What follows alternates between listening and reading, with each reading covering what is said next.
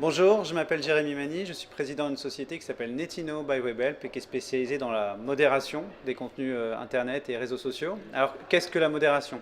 Très concrètement, la modération intervient dans tous les espaces de dialogue. On peut passer d'un forum à une page Facebook, tout endroit où en fait les internautes sont appelés à s'exprimer, échanger entre eux en publiant des textes, des photos, pourquoi pas des vidéos.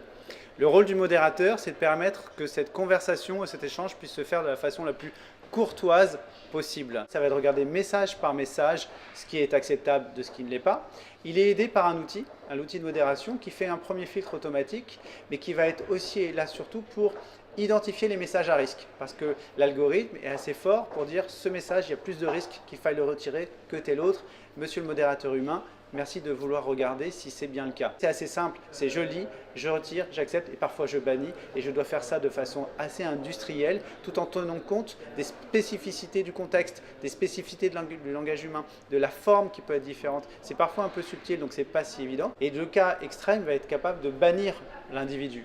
Si un individu est outrageusement raciste, outrageusement agressif, ne respecte ni les règles du site mais même pas la loi, à un moment donné, on ne va plus vouloir le voir sur l'espace de dialogue parce qu'il va nuire à l'expérience des autres. Et donc, le modérateur a ce pouvoir, entre guillemets pouvoir, de faire en sorte que l'internaute ne puisse plus s'exprimer. Pour être un bon modérateur, il y a plusieurs qualités requises. La première, c'est la concentration, parce qu'il faut essayer d'imaginer le quotidien d'un modérateur.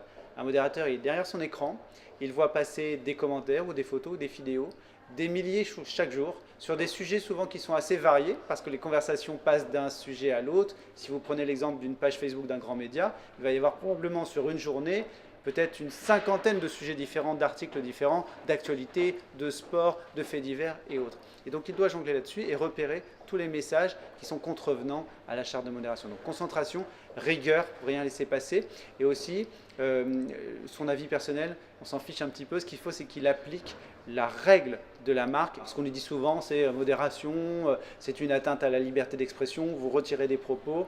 Moi, je me bats contre cette idée reçue-là. Je suis même convaincu que c'est l'inverse, que la modération, elle permet d'accélérer la liberté d'expression pour une raison très simple, c'est que si vous avez une opinion minoritaire et que vous essayez de l'exprimer au milieu d'une majorité de gens qui ne seront pas toujours bienveillants avec vous, vous risquez facilement de vous faire insulter, moquer, et donc ça va vous dissuader de développer vos arguments.